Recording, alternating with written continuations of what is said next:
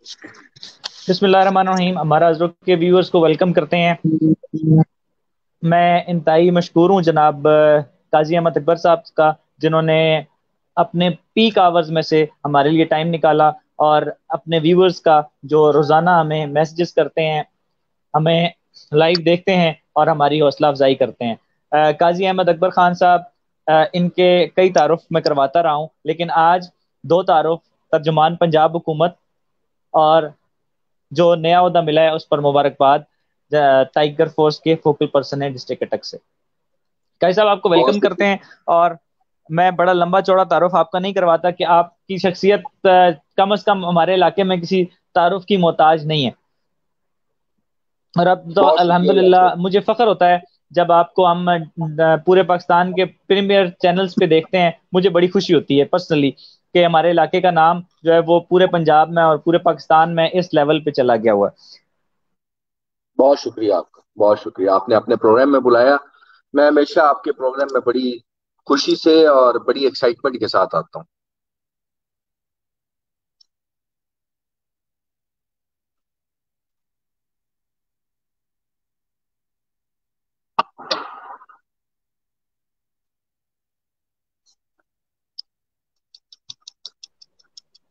कैसा बजट से स्टार्ट करेंगे? बजट में क्या मिला है लोगों को? पंजाब के बजट में क्या मिला है लोगों को? देखें, बिस्मिल्लाह रहमान रहीम। इसमें सबसे पहले तो जो इम्पोर्टेंट बात है वो ये है कि ये कोई आम हालात का बजट नहीं था। ये, इसको आप कोरोना बजट कह सकते हैं। ये वो बजट था जिसमें आपकी जो टैक्स कलेक्शन, बेसिकली देखे ना, गवर्नमेंट की दो रेवेन्यूज होती हैं। एक रेवेन्यू सोर्स होती है जो कि टैक्स कलेक्शन से होती है।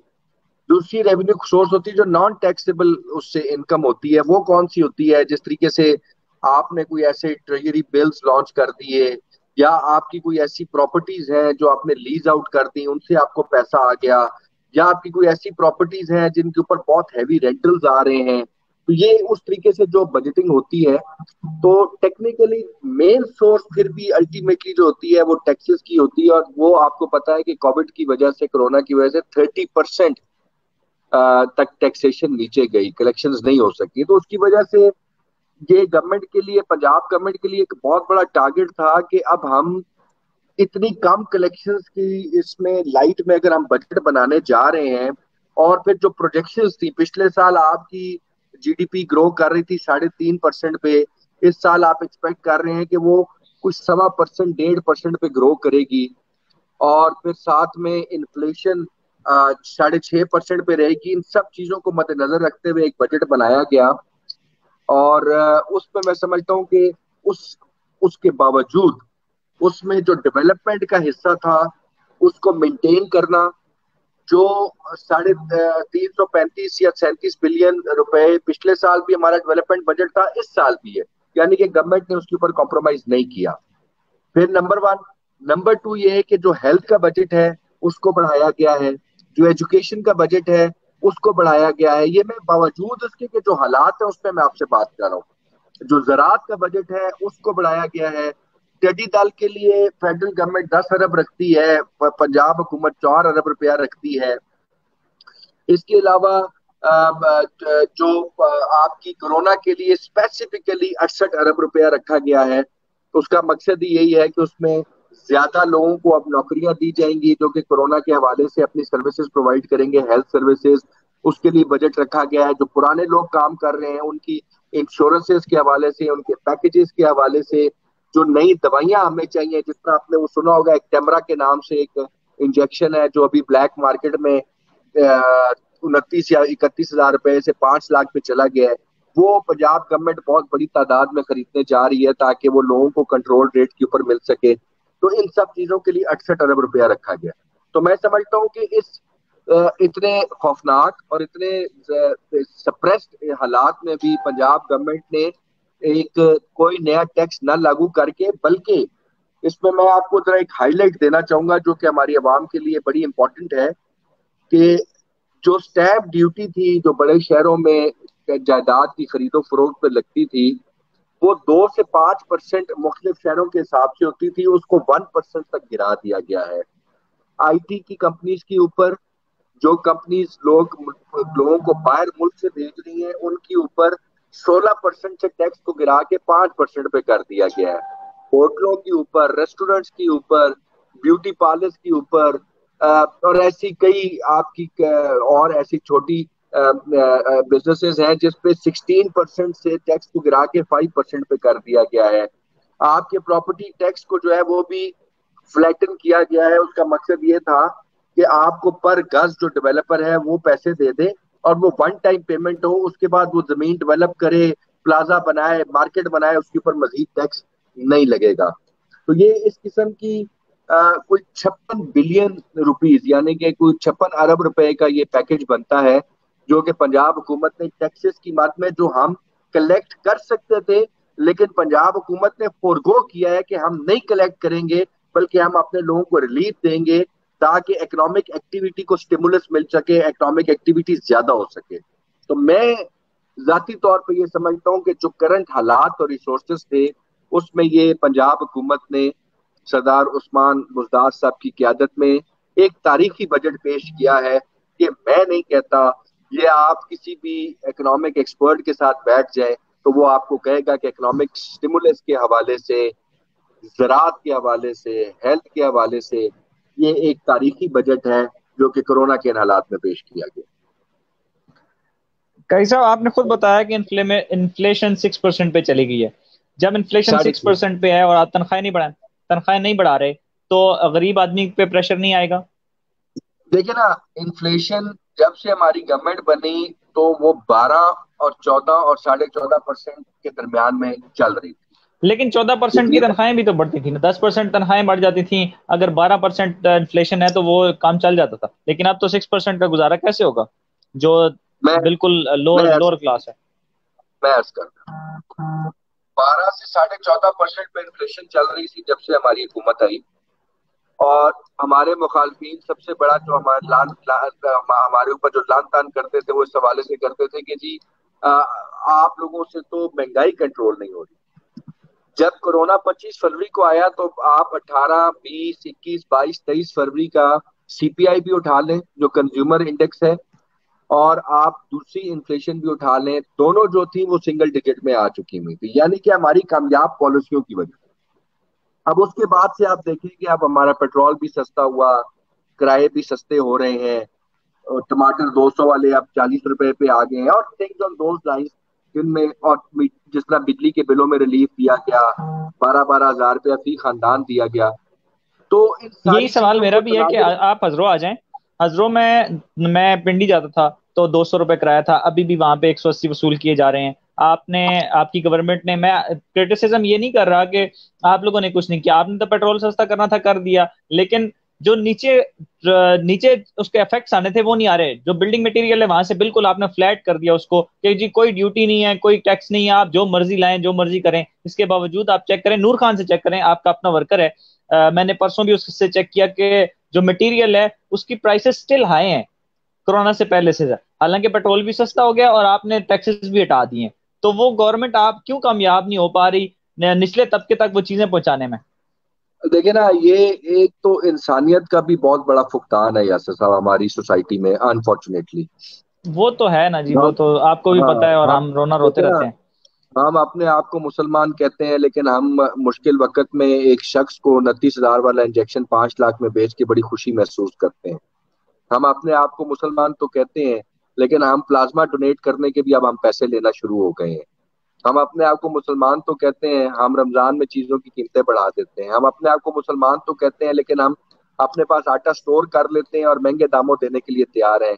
हम अपने आप को मुसलमान तो कहते हैं और हम बड़ी बड़ी बातें तो करते हैं, लेकिन हम 70 रुपए किलो चीनी देने को तैयार नहीं। हम लोग, पेट्रोल सस्ता हो जाता है तो अभी देखे ना, वक्त के साथ गवर्नमेंट ने साबित कर दिया कि तमाम कंपनियों के पास ऑयल का स्टॉक पड़ा हुआ था। ये लोग सिर्फ देना नहीं चाह रहे थे, because they wanted to create an impression कि जी मार्केट में ऑयल नहीं है, ताकि गवर्नमेंट दोबारा से रेट चढ़ा सके। लेकिन गवर्नमेंट ने इनकी ब्लैकमेलिंग नहीं ली। अभी आपने देखा कि सप्लाइयां वापस बहाल होनी शुरू हो गई। अभी आपने कल से नोटिस किया होगा कि तमाम डिस्ट्रिक्ट एडमिनिस्ट्रेशन ने किराए जो निर्ख हैं किरायों के, उनको जो कम करके और वो अब अनाउंस कर दिए हैं। अब इसमें ट्रांसपोर्टर्स भी एक माफिया है। तो ये रोज एक नए माफिया के साथ हमारी हुकूमत की लड़ाई है। मैं बिल्कुल आपसे एग्री करता हूं कि जो इम्पैक्ट या जो सस्ताई हुकूमत को लानी चाहिए थी इस कोविड के बाद से, वो हम लाने में नाकाम रहे हैं। उसकी बुनियादी वजह ये है कि आज देखिए ना, आप ये तो नहीं कह सकते कि माफिया जो है वो तहरीक इंसाफ की हुकूमत ने पिछले 2 साल में इन्होंने जन्म लिया और ये मजबूत हो गए। ये तो पिछले 70 साल से इन्होंने जन्म भी लिया और इनको हर आने वाली हुकूमत ने मजबूत किया, हर आने वाली हुकूमत ने इनको फैसिलिटेट किया। अगर कई आज साहब हम इसमें बात कोई शक करते हैं, नहीं है कि हर हर तकरीबन हर पार्टी के पीछे कोई ना कोई बड़ा ताजिर, बड़ा सपोर्टर मौजूद है, और आपकी पार्टी में भी डेफिनेटली है। लेकिन 3 सालों में हमें वो भी तो नजर नहीं आया ना कि आपने बिल्कुल किल किया हो इसको। आप उसमें भी उस तरह से कामयाब होते नजर नहीं आ रहे हैं। देखें आप मुझे कोई एक दुनिया का मुल्क बता दें कि जिसने 1.5 से 2 साल के अंदर माफियाज को शिकस्त दी हो। कोई एक मुझे, जिन जिन मुल्कों में रिफॉर्म्स आई हैं, मा- देखिए ना, सबसे बड़ा चैलेंज ही माफियाज को शिकस्त देना है। यासिर साहब, इस टाइम पे जो गवर्नमेंट के लिए सबसे बड़ा चैलेंज है वो माफियाज है। वो माफियाज देखिए, पॉलिटिकल माफिया से स्टार्ट होता है। वो लोग जो अपनी कुछ वोट बैंक रखते हैं और इलेक्टेबल्स जिन्हें कहते हैं, सबसे पहले तो वो घुस बैठिए होते हैं। वो हर जमात में वक्त के मुनासबत से वो घुसते हैं और घुसकर अपने फायदे उठाते हैं। फिर उसके बाद अगले माफियाज आपकी शुरू हो जाते हैं, जिसमें ट्रांसपोर्ट का माफिया है, शुगर माफिया है, वीट माफिया है। फिर आप मतलब पेट्रोल माफिया, आप जिस तरफ जाएंगे आपको एक माफिया मिलेगा। इनको कंट्रोल करने में और इनको शिकस्त देने में एक बहुत बड़ी ताकत चाहिए। आप इसी से अंदाजा लगाएं ना कि गवर्नमेंट 7 प्रोंग जो है वो इंक्वायरी शुरू करती है और अगले दिन हाई कोर्ट जो है उसके ऊपर स्टे दे देती है। कहां से ये हुकूमत माफिया का चीनी की मुकाबला बात। करेगी? हमारे यहाँ तो ये तो बड़ी हम आइंदा देखने बदकिस्मती जा है रहे कि हैं कि आप सिस्टम में कोई बड़ी चेंजेस करने जा रहे हैं, क्योंकि अगर आपकी इस तरह आवाज से बड़ी तो कम देखें हो तो रही है। फिर आपने शायद ब्लूटूथ लगाई हो, मुझे भी आपकी आवाज जरा सी कम आई है। यासर, आपकी आवाज कम हो गई है। मेरी आवाज बिल्कुल ठीक आ रही है शायद। अभी ठीक आ रही है? अभी मेरी आवाज ठीक आ रही है आपको?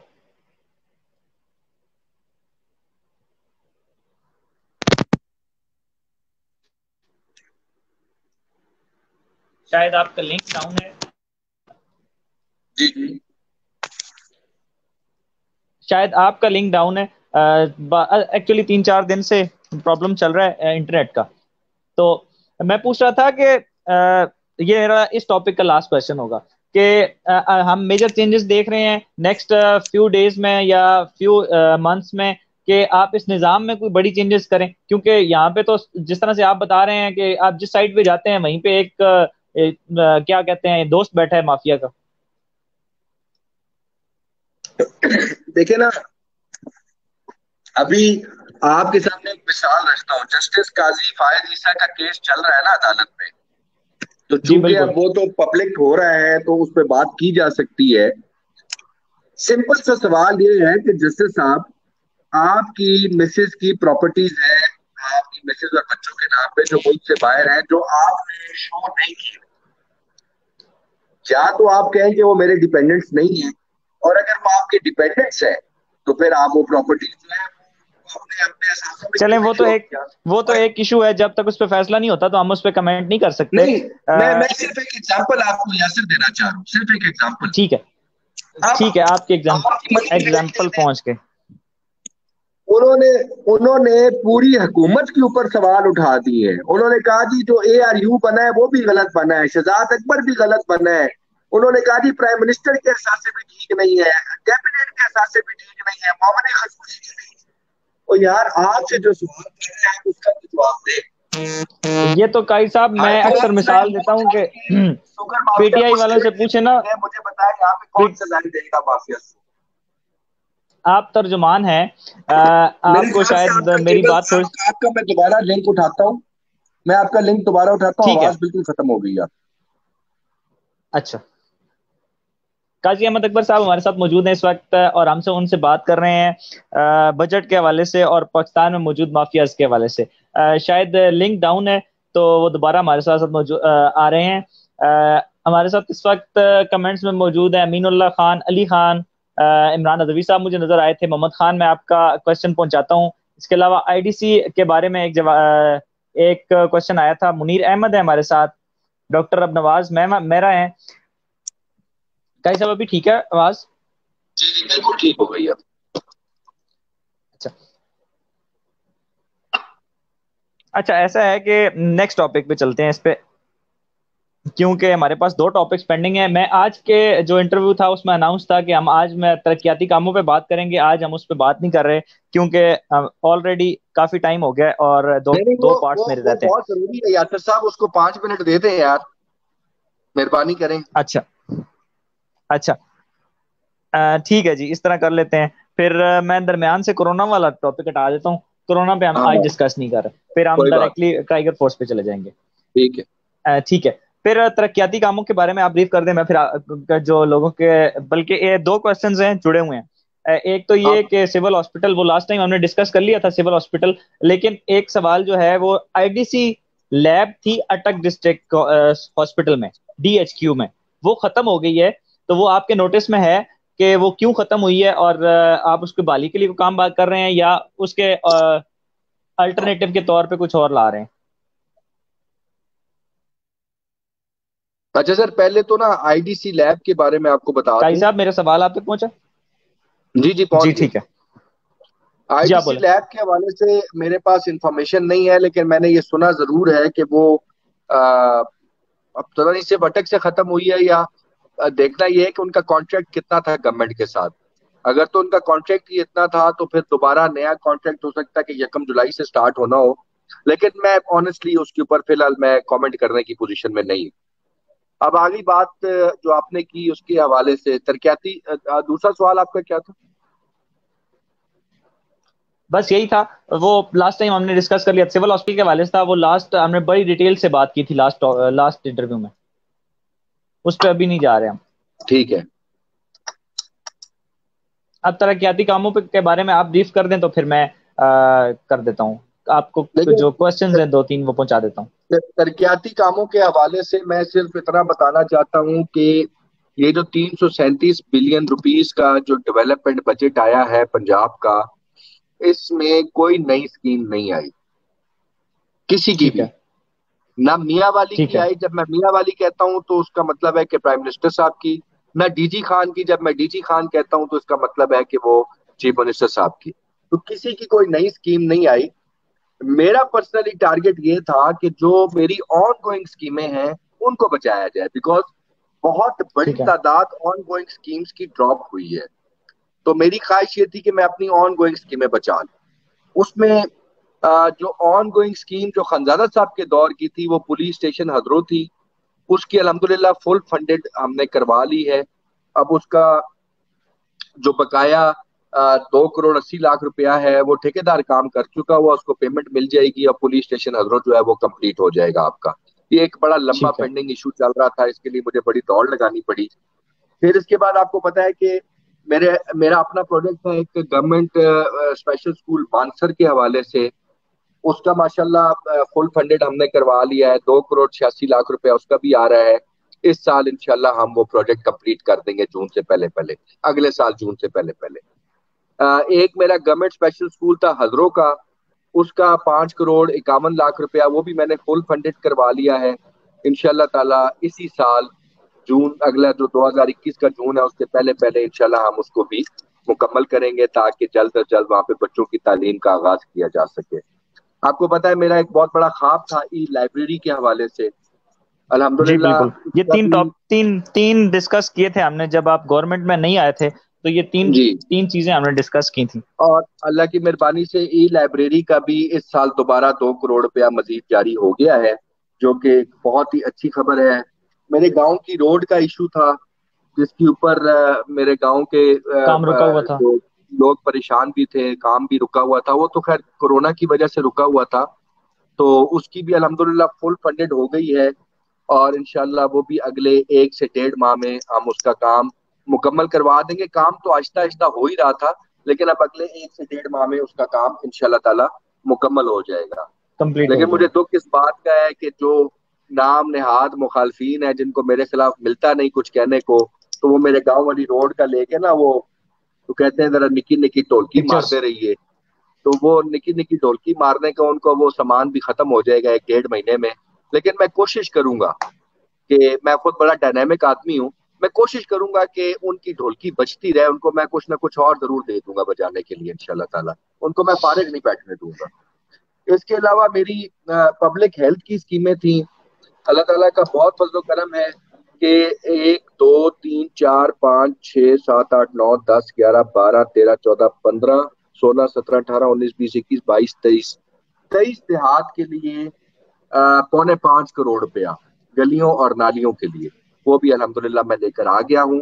इंशाल्लाह ताला वो मेरे पास पूरी डिटेल बनी हुई है हर गांव की। इन स्कीमों को चलाने के लिए, इनको मुकम्मल करने के लिए मुझे पता है कि मैंने कितने चक्कर लाहौर के लगाए हैं और कितनी मेहनत की है। लेकिन अल्लाह की मेहरबानी से, वालदा की दुआ से, ये 5.25 करोड़ रुपया भी इंशाल्लाह अगले 1 साल के अंदर जो है इन जो मैंने आपको 20-21 देहात बताए हैं उनमें लगेगा। ये उसके अलावा है जो ऑलरेडी 10 से 12 देहात में मेरे काम चल रहे हैं, और ये उसके अलावा है जो हजरत सिटी में मेरे काम चल रहे हैं। तो इंशाल्लाह अल्लाह की मेहरबानी से मेरा टारगेट भी यही था कि by end of next year बिजली, गलियां नालियां, सड़कें, टफ टाइल्स, ये जितने काम हैं, ये जब 2021 का जून आए तो मेरे हलके के आधे से ज्यादा गांव कवर हो चुके हो। तो 110 देहात है। तो इंशाल्लाह अगर मैं बिजली भी काउंट करूं, अगर मैं ये गलियां नालियां भी काउंट करूं, मैं हजरो शहर भी काउंट करूं, तो इंशाल्लाह अगले साल जून के एंड तक अल्लाह की मेहरबानी से 110 में से 75 से 70 से 75 गांव जो है उसमें कोई ना कोई टक टुक मेरी हो चुकी होगी। तो इंशाल्लाह ताला टारगेट यही था। अगर ये कोरोना ना आता तो मेरा टारगेट ये था कि मैंने जून 2021 तक अपने तमाम देहात में, चाहे मैं 10 लाख का काम कराऊं, चाहे मैं 5 लाख का या 20 लाख का, मैं हर देहात में कुछ ना कुछ काम करवाऊं। लेकिन फिर भी इन हालात में भी इंशाल्लाह 70 to 75 देहात में इंशाल्लाह हमारा कोई ना कोई एक्टिविटी काम जरूर हो चुका होगा इंशाल्लाह ताला। ठीक है, ये गलियां बन जाएंगी, नालियां बन जाएंगी, लेकिन आपने उन गांव के साथ कोई कम्युनिकेशन किया है? क्योंकि मुझे बहुत पसंद है पीटीआई के 2 गांव में सफाई मुहिम चल रही है। वो खुद ही वो क्योंकि गांव में हमारे पास जब तक बल्कि बल्दियात का निजाम नहीं आता तब तक उनके पास कोई फैसिलिटीज होती नहीं है, तो गांव वालों को खुद ही सब कुछ करना पड़ता है। तो आपने उनको रोल मॉडल बना के जब आप काम करवा लेंगे तो सिर्फ नालियां ना बन जाएं, बल्कि वो टफ टाइल भी खराब हो जाती है। आपको पता ही है कि टफ टाइल में 2 दफा पानी पानी रोके तो वो खत्म हो जाता है।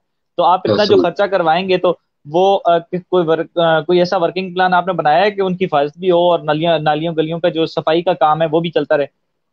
सर मेरी अपनी हतल वसी कोशिश ये थी कि जिन जगहों पे पानी खड़ा होता है उन जगहों पे पहले उसकी उसकी उसकी लेवल डिटरमिन करके, और फिर उसके बाद ही वो गलियां भी पकाई जाए और उनकी टफ टाइलिंग भी की जाए, ताकि जिस तरह आपने बड़ा राइटली कहा कि वहाँ पानी खड़ा ना हो।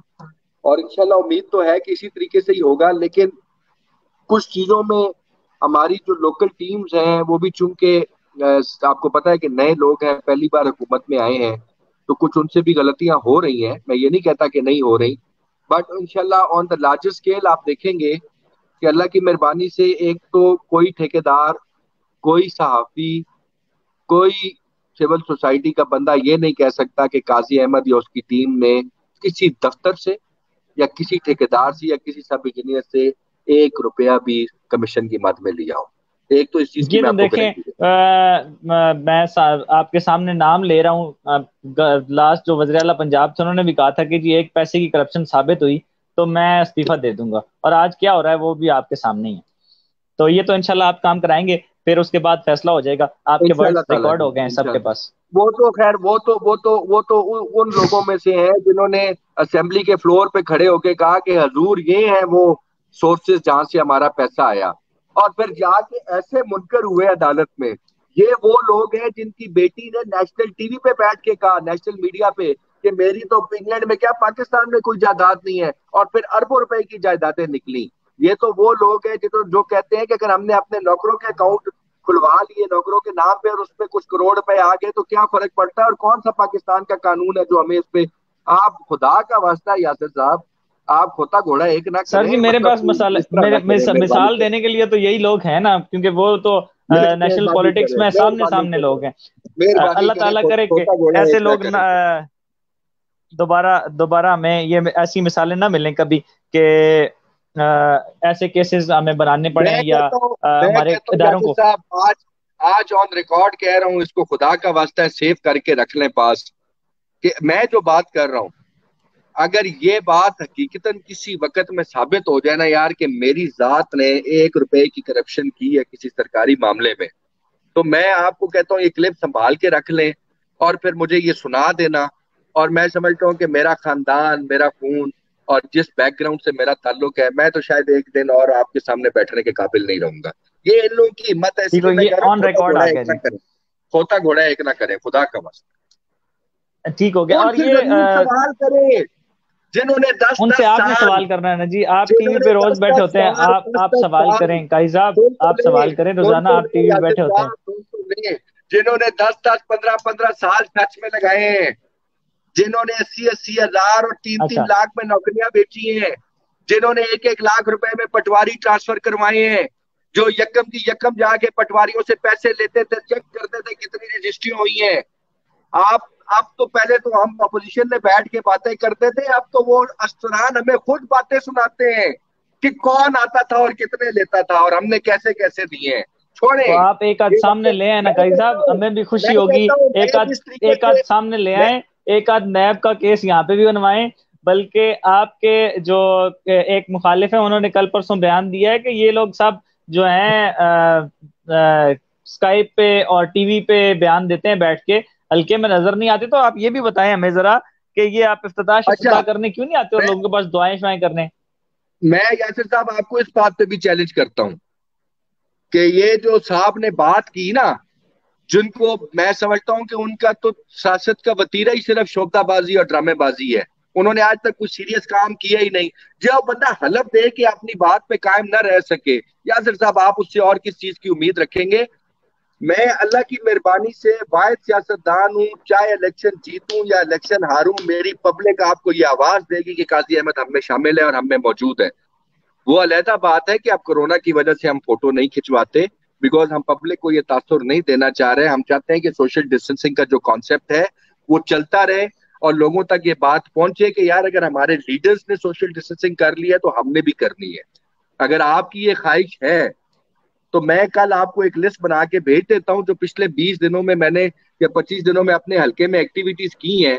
तो फिर आपका काम है कि आप उनकी एक वीडियो बना के बेहतरीन सी जो है ना वो फिर चलाएंगे पूरे सोशल मीडिया पे कि लोगों को पता चले मैं कि काजी हम। अगर मैं डेट वाइज आपकी पिक्चर्स की वीडियो बनाने की जिम्मेदारी लेता हूं जी। आप भेज दें बेशक, अगर आप उसको पब्लिसाइज करना चाहें। लेकिन अच्छी बात यही है कि जैसा हम भी कोशिश कर रहे हैं और लोग भी कोशिश कर रहे हैं कि सोशल डिस्टेंसिंग वाला निज़ाम रहे। सर, अब चलते हैं, जो लास्ट टॉपिक है हमारा, हमारे पास रह गए टोटल मैक्सिमम 12 मिनट, और मैंने इसके लिए कम से कम 20 मिनट का टाइम चाहा था आपसे। कोरोना के फोकल पर्सन हो गए हैं आप, क्या वजह थी? पहले एक फोकल पर्सन बना, फिर दूसरा बना, फिर एक को हटाया गया, फिर आपको लाया गया। देखें, बात को अंडरस्टैंड करें। आपके प्रोग्राम में मैंने पहले भी कहा था, मैं दोबारा रिपीट कर देता हूं।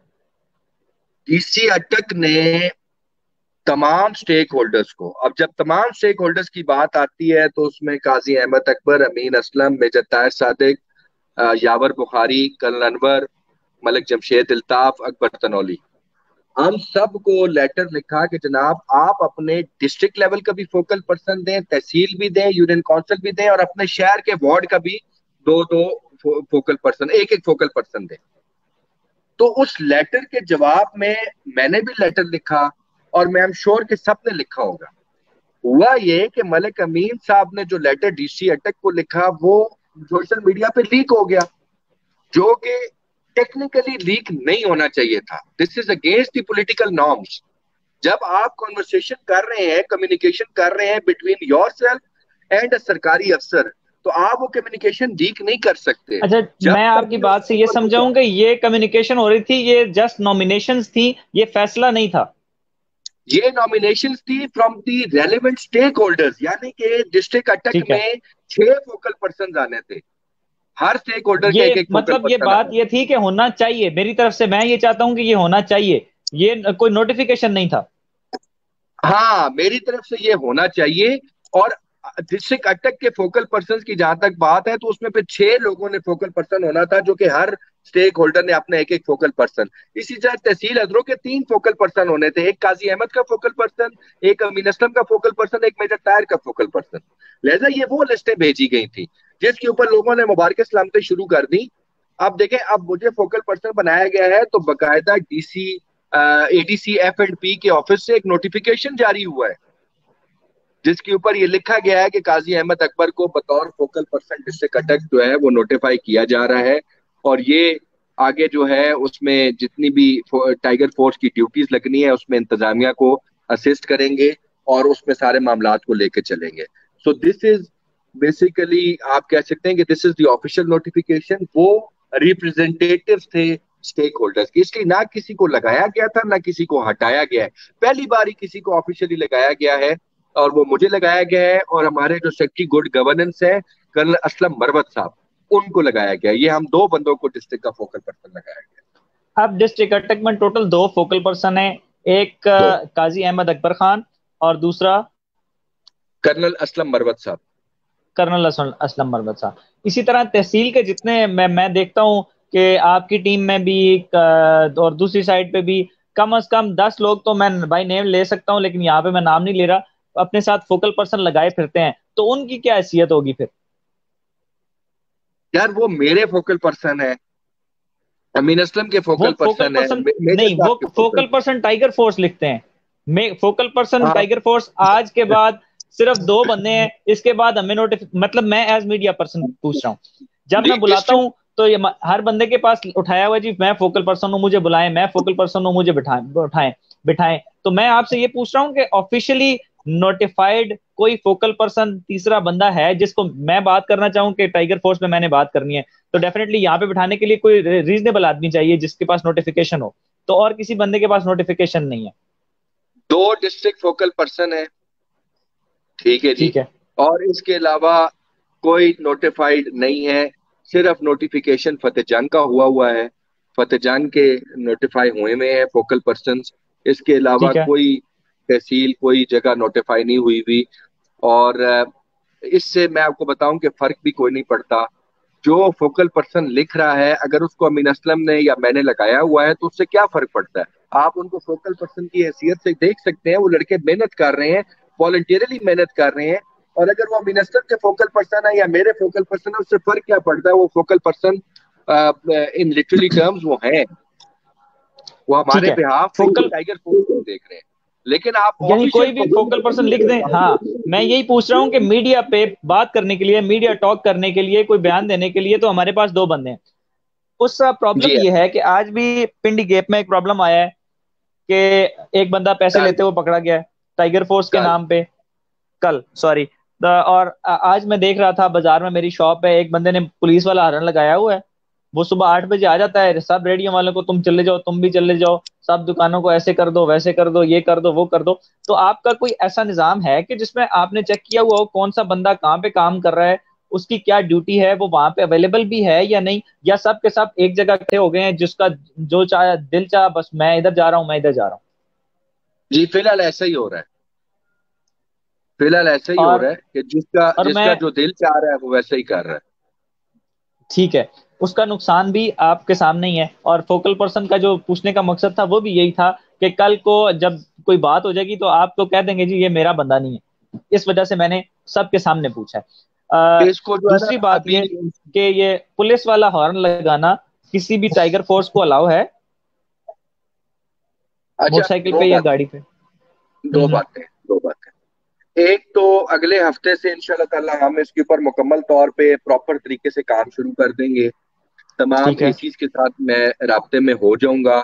3-4 एसीज के साथ मेरी बात हो चुकी है इस हवाले से। इंशाल्लाह ताला हम चीज़ों को कोशिश कर रहे हैं कि स्ट्रीमलाइन करें। अभी कुछ मजीद हमें डायरेक्शंस फेडरल गवर्नमेंट की तरफ से आनी है, जो अभी सियालकोट में उस्मान डार साहब जो है वो उन चीज़ों पे तजर्बात कर रहे हैं। जब वहां से वो तजर्बात खत्म हो जाएंगे तो उसके बाद फिर वो प्रॉपर तरीके से जो है हमें डिस्ट्रिक्ट्स में कन्वे होगा। और इंशाल्लाह आप देखेंगे कि अगले 1-2 महीने में टाइगर फोर्स जो है बड़ी मुतरक होकर सामने आएगी और एक बहुत बड़ी फोर्स बन के सामने आएगी। मैं इसको मुस्तकबिल में पाकिस्तान के लिए बहुत सारी खिदमत सर अंजाम देते हुए देख रहा हूँ पाकिस्तान तहरीक इंसाफ की हुकूमत में। अब रह गई बात कि अगर किसी टाइगर फोर्स के बंदे ने कोई नीला हारन, नीली बत्ती या कोई हारन लगाया हुआ है या कोई इस किस्म की कोई होशियारी की हुई है, बतौर मीडिया पर्सन मैं आपको और बतौर फोकल पर्सन मैं आपको ये रिक्वेस्ट कर रहा हूँ कि मुझे प्लीज उसके मोटरसाइकिल का नंबर, उसकी फोटो शेयर करें। इंशाल्लाह ताला मैं उसको अगले 1 घंटे के अंदर टाइगर फोर्स से फारिग करूंगा, तो पूरी इंतजामिया को लिखूंगा कि इसका टाइगर फोर्स से कोई ताल्लुक नहीं है। टाइगर फोर्स प्राइम मिनिस्टर ने बनाई है सिर्फ और सिर्फ वो टाइगर फोर्स जो कि अपने फोकल पर्सन, और फोकल पर्सन जो है वो इंतजामिया के साथ जो डायरेक्शंस फेडरल गवर्नमेंट से आएंगी, पंजाब गवर्नमेंट से आएंगी, वो डायरेक्टली आएंगी डिस्ट्रिक्ट एडमिनिस्ट्रेशन को, डीसी अटक को। डीसी अटक जो है वो अपने मामलात शेयर करेंगे एसीज के साथ और साथ में फोकल पर्सन टाइगर फोर्स के साथ, और फिर हम और एसीज मिलकर हर तहसील लेवल के ऊपर मामलात को हैंडल करेंगे। इसके अलावा कोई भी चेन ऑफ कमांड है तो वो गलत है। ठीक है। वो बंदा अभी ऑनलाइन देख रहा है, इसलिए उसको पता लग गया होगा, अब उसको मजीद जरूरत नहीं है। दोबारा अगर इस किस्म का कोई नहीं नहीं, प्रॉब्लम होगा वो तो मैं जो भी है, आपको चेक कर चाहे दूंगा। वो मेरा करीब तरीनी सपोर्टर है, मैं तो इस चीज के भी यासिर साहब बेहद खिलाफ हूँ कि ये जो लोग अपनी गाड़ियों के आगे एमपीए ते तर्जुमान पंजाब हुकूमत ते फलाना कंप्लेंट सेल ते फलाना एमएनए ते फलाना सेनेटर, यार ये बहुत घटियापन है।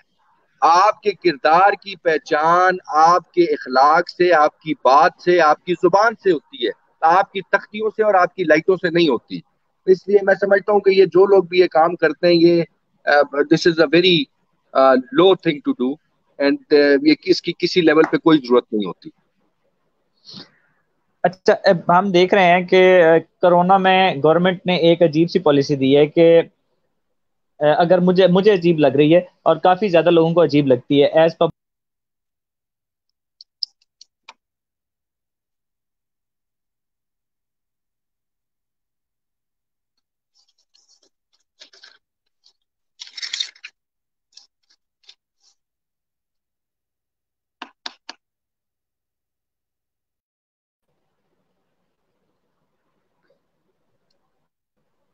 कई साहब मैं सॉरी, आवाज आ रही है आपको?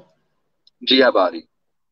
मैं एज पब्लिक पर्सन ये क्वेश्चन कर रहा हूँ कि रेडियां खुली हुई हैं, जो स्पॉट्स हैं जहाँ पे लोग बैठते हैं शाम को, समोसे वाले, चाट वाले, आइसक्रीम वाले, आपको पता है हमारे चर्च में एक यूजुअल कल्चर है, ये बड़ी आम सी बात है कि 10-15 दोस्त इकट्ठे होकर वहां पे जाके बैठते हैं। 7 बजे दुकानें सारी बंद हो जाती हैं और ये सारी महफिलें जमी होती हैं। तो इसके बारे में आप क्या कहेंगे?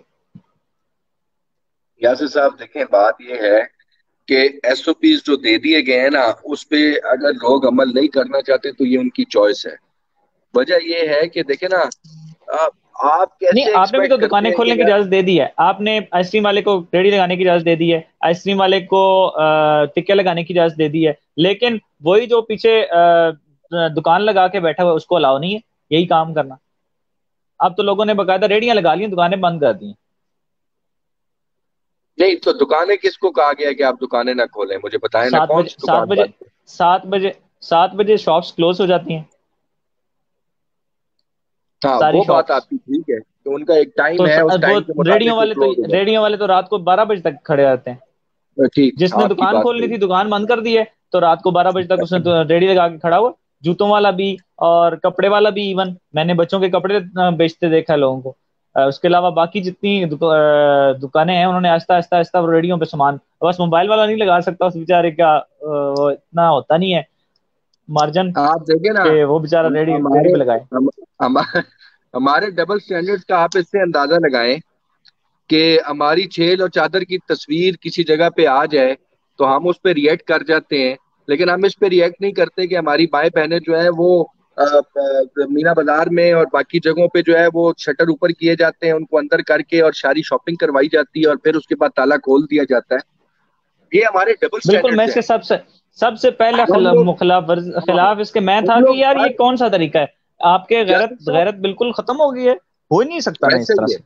और देखे ना, फिर हम हर चीज में से एक दरमियाना और एक ऐसा रास्ता निकालने की, चोर रास्ता निकालने की कोशिश करते हैं। मतलब अगर दुकानें 7 बजे बंद करने की बात है, उसने मौलाना तारिक जमील साहब ने भी तो कहा ना, उन्होंने कहा कि हमारी तो रूटीन ही गलत है, हमें चाहिए यही हम बात है। फजर के बाद कारोबार खोलें और मगरिब से पहले कारोबार बंद करें। जब हमारा मजहब हमें इस और चीज की तरगीब देता है, जब हमारी हुकूमत इस चीज के ऊपर इंसिस्ट कर रही है, तो फिर हमें क्यों ये लगता है कि यार हमारा रिस्क 7 बजे के बाद ही शुरू होगा? इसका मतलब कहीं ना कहीं ईमान में कमी है ना। फिर आप ये कैसे एक्सपेक्ट करते हैं कि यार मतलब टाइगर फोर्स या for that matter tiger force भी तो देखे ना, मतलब हजरों में अगर कोई 1000-1200 लड़का है जो अपने आप को, तो वो कितनी जगहों पे जाएगा? और कितने लड़के हैं जो रोज टाइम देने को तैयार हैं? ये तो देखे ना, इसके लिए भी एक पैशन चाहिए। इनिशियली टाइगर फोर्स में लोगों ने ये सोच के रजिस्टर करवाया कि तनख्वाह मिलेगी। मुझे कई लोगों ने मैसेजेस किए कि जी हमारी तनख्वाह कब शुरू होगी, हमारा नाम टाइगर फोर्स में आ गया है। और मैंने कहा भाई ये तनख्वाह वाला काम नहीं, ये वॉलंटरली काम करना है आपने। फिर वॉलंटरली कितने लोग हैं? देखे ना, हमारी तंजीम साजी होती है तो हम एक एक यूनियन काउंसिल से 24-24, 30-30, 35-35, 40-40 लोगों को अहदेदार बनाते हैं। काम कितने करते हैं? 2, 4, 5, 6, इससे ज्यादा की तादाद नहीं होती। लाइकवाइज टाइगर फोर्स में लोगों ने रजिस्टर तो किया, लेकिन बड़ी कम तादाद है जो प्रैक्टिकली आकर काम करना चाह रहे हैं। तो ये एक बहुत बड़ा चैलेंज है। इस चैलेंज को मीट करना भी हमारे लिए एक बहुत बड़ा जो है ना, ये टारगेट है कि हमने किस तरीके से लोगों को, वाकई टाइगर फोर्स वालों को प्रैक्टिकली ग्राउंड में लेकर आना है। तो ये अब आहिस्ता आहिस्ता चीजें सेटल डाउन होंगी। लेकिन यासिर साहब, ultimately end of the day, मैं बार बार कहता हूँ, नेशनल मीडिया पे भी कहता हूँ, आपको भी कह रहा हूँ कि लोगों को रिस्पॉन्सिबिलिटी दिखानी पड़ेगी, अदरवाइज ये मामलात नहीं चलने वाले। इसको जब तक लोग अपने आप को रिस्पॉन्सिबल नहीं बनाएंगे, कोई अच्छा, टाइगर फोर्स, कोई एडमिनिस्ट्रेशन, कोई, देखिए ना, मैं आपको एक मिसाल देता हूँ। परसों टीएमए की टीम गई, एक बहुत बड़ा स्टोर है आपके हजरों का, बहुत बड़ा, खुला हुआ था। जब टीम पहुंची, उन लोगों ने उनसे बदतमीजी की, वहां पे लोग इकट्ठे कर लिए, बात गिरबानों तक पहुंची। उस टीम ने उस स्टोर को सील किया, स्टील करके पर्चा दे दिया, पर्चा हो गया। जब पर्चा हो गया, वही स्टोर वाला जो उनके साथ बदमाशी कर रहा था, जो उनको बंदा नहीं समझ रहा था, जो ये समझता था कि कानून से मैं बालातर हूं, फिर वो हमारी मिन्नतें कर रहा था कि जी आप माफीनामा करवा दें, आप मेहरबानी करवा दें। तो यार आप पहले क्यों करते हैं कि बाद में आपने माफीनामे की तरफ जाना है, बाद में आपने फाइन भी देना है, बाद में आपने अफसरों की मिन्नतें भी करनी है, सियासियों की मिन्नतें भी करनी है? तो फॉर गॉड से यार आप कवानीन पे अमल कर लें। तो ये भाई साहब फिर प्रॉब्लम है हमारा सोशल रिस्पॉन्सिबिलिटी का। ठीक है, आप टाइगर फोर्स के लिए इतना कुछ कर रहे हैं, उसके तजर्बात भी कर रहे हैं, सारा कुछ कर रहे हैं, तो आप नहीं समझते कि आप अगर तंजीम साजी कर लें और उसके अंडर इसको कर दें, अपनी तंजीम के ही अंडर, तो ये सब कुछ बड़ा इजी हो जाएगा? देखिए जी, तंजीम साजी जो है वो पार्टी लेवल पे हो रही है। टाइगर फोर्स हमने जो बनाई थी, ये एक ए पॉलिटिकल तंजीम है, जिसमें हमारा ये ख्याल है कि इसमें नून लीग के लोग भी हैं, इसमें पीपल्स पार्टी के लोग भी हैं, इसमें पीटीआई के लोग भी हैं, और इसमें बाकी जमातों के लोग भी हैं। बिकॉज वो एक कोरोना की उसमें बनी थी, तो हर बंदे के अंदर एक जज्बा था कि यार मैं अपने मुल्क के लिए, अपनी कौम के लिए क्या कर सकता हूँ। तो किसी ने भी टाइगर फोर्स में रजिस्टर करते हुए ये नहीं सोचा कि यार मैं पीटीआई का हूं तो मैं करूंगा, मैं नून का हूं तो मैं नहीं करूंगा। तो इसलिए ये ए पॉलिटिकल जमात है, इसको एडमिनिस्ट्रेशन और हम लोग डील करेंगे और उसी अंदाज में ही डील करेंगे। अगर हम पीटीआई की जो तंजीम साजी कर रहे हैं, अगर उन लोगों के हवाले करते तो फिर शायद वो सिचुएशन थोड़ी डिफरेंट लाइन पे चली जाती। तो लिहाजा ये टाइगर फोर्स बनाने का मकसद यही था कि इसमें तमाम सेगमेंट्स की, तमाम पॉलिटिकल पार्टी की रिप्रेजेंटेशन आ और तंजीम साजी कब तक हम देख रहे हैं? जाए। जी तंजीम साजी नजदीक नजदीक अजरों की और बाकी इलाकों की जैंड की अटक की कब तक देख रहे हैं पीटीआई? सर, तंजीम साजी अगर ये कोरोना का केस ना होता तो ये बहुत जल्दी हो जानी थी। मतलब मेरे ख्याल से हम अप्रैल में फारिग हो जाते तंजीम साजी के हवाले से। लेकिन ये कोरोना की वजह से जो है ना हमारी मीटिंग्स हो पा रही हैं। फिर हमारे कुछ करीबी दोस्तों को कोरोना हो गया, जिसकी वजह से सारा प्रोसेस रुक गया। मेरी मोबिलिटी बड़ी हैम्पर हुई हुई है। मैं, आपको पता है, जब पिछली बार डिस्ट्रिक्ट प्रेसिडेंट था तो मैं हर हफ्ते, आप मुझे झांड या पिंडी घेर या फतेह जंग में से एक तहसील बिल्कुल। में देखते थे। चले अट्टा, कसनब दाल और हजरों तो पास पास ही है। तो आप देखें कि अब मैं पिछले 2 महीनों में शायद 2 बार झांड गया हूँ। पिंडी घेर में जा ही नहीं सका, एक एक या 2 बार मैं फतेह जंग गया हूँ। तो मतलब ये देखे ना, आपको जाना पड़ता है, आपको वर्कर्स को मिलना पड़ता है, आपको स्टेक होल्डर्स को मिलना पड़ता है, एक लाएमल बनाना पड़ता है आपको वहां पे। एक कंसेंसस क्रिएट करना पड़ता है ताकि जो लोग आप लेकर आए उनके ऊपर कम से कम लोगों की मुखालफत हो। सब तो मुत्तफिक नहीं हो सकते, लेकिन एटलीस्ट एक मेजोरिटी जो है वो उसके ऊपर आ जाए।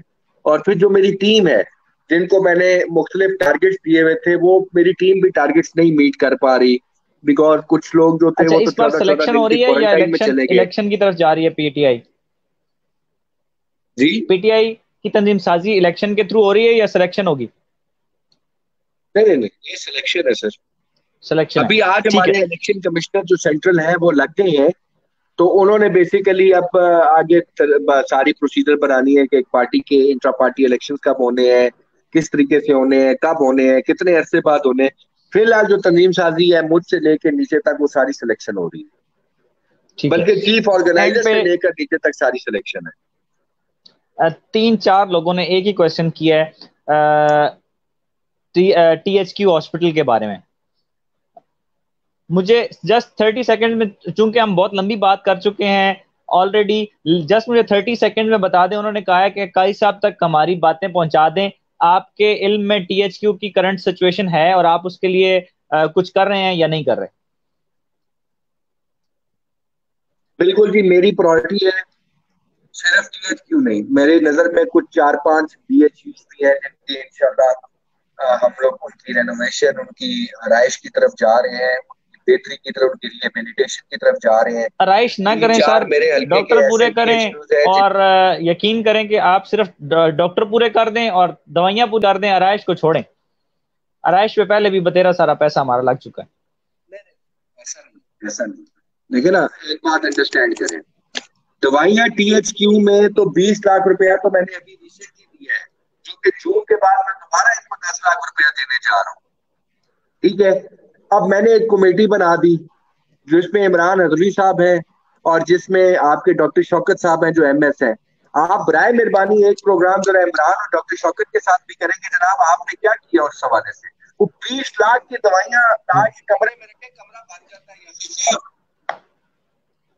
लेकिन सारे काम जी इमरान बिल्कुल। खान ने भी नहीं करते और सारे काम काजी अहमद ने भी नहीं करते। हर बंदे ने अपना अपना काम करना है। तो आप काइंडली इमरान हजवी से भी इस हवाले से प्रोग्राम करें कि जनाब आपकी जिम्मेदारी एक चीज डाली गई थी, डॉक्टर शौकत साहब की जिम्मे डाली गई थी, आप लोगों की उसके ऊपर क्या प्रोग्रेस है। आप लोगों ने उस 20 लाख रुपया जो हुकूमत का इतना कीमती पैसा है उसके बारे में आप लोगों ने उसकी यूटिलाइजेशन के बारे में क्या किया है। आज 15 जून हो गई है, 30 जून को अकाउंट लैप्स कर जाएगा, हमें अपनी कार्रवाई बताएं। आप सबसे पहले उनके उनके साथ इस हवाले से प्रोग्राम करें। अगले 7 दिन में प्रोग्राम डन जी, इन दोनों के साथ अगले सात कल दिन में करें प्रोग्राम सर, डन। टाइम नहीं है। थैंक यू जी, बिल्कुल। ये आप उनके टाइम तक है, उनके पास जब भी टाइम है तो मैं अवेलेबल हूँ। थैंक यू वेरी बिल्कुल। Much for your time sir जी। आपका टाइम हमने 17-18 मिनट एक्सीड किया है, जो आपसे हम लेते होते हैं अक्सर औकात 30 मिनट। बहुत शुक्रिया आपका, आपने टाइम दिया। और बहुत शुक्रिया व्यूवर्स का। इरफान खान थे। अली खान, आपने क्वेश्चन किया था कि मीटिंग अरेंज करें। आप पर्सनली काई साहब को मैसेज कर लें जो कुछ आपने करना है। काई साहब, thank you very much. Thank you, बहुत बहुत और अली और बाकी लोग जो जिन्होंने पर्सनल मैसेज किए थे, उनके क्वेश्चंस मैंने नहीं पूछे हैं, क्योंकि काई साहब से जो जरूरी सवालात थे पब्लिक, वो मैंने पूछे हैं। और आप सबका शुक्रिया जिन्होंने प्रोग्राम देखा, जिन्होंने हमारा साथ दिया, जिन्होंने कमेंट्स किए। और जिन लोगों ने कमेंट्स में क्वेश्चंस पूछे और उनके क्वेश्चन रह गए हैं, वो इस हिसाब में रह गए हैं कि नेक्स्ट टाइम पे हम वो क्वेश्चन पूछेंगे, क्योंकि आज मैंने ऑलरेडी 2 टॉपिक्स छोड़े हैं जो डिस्कस करने थे हमने काजी साहब के साथ, और वो मैंने स्किप किए हैं ताकि टाइम बच जाए हमारा। Thank you very much for watching. इंशाल्लाह जुमे को एक बहुत मजेदार प्रोग्राम आ रहा है, शमरोज उस्ताद होंगे हमारे साथ। और हमारे साथ एक और बहुत फेमस पर्सनैलिटी हैं गेम्स की, वो भी होंगे। चौधरी अब्दुल रशीद साहब होस्ट कर रहे हैं, वो भी जरूर देखिएगा। और संडे को इंशाल्लाह एक बड़ा जबरदस्त प्रोग्राम आ रहा है आप लोगों के लिए। देखते रहिए हमारा Zoro.com। अभी के लिए इजाजत दीजिए यासिर वकास को।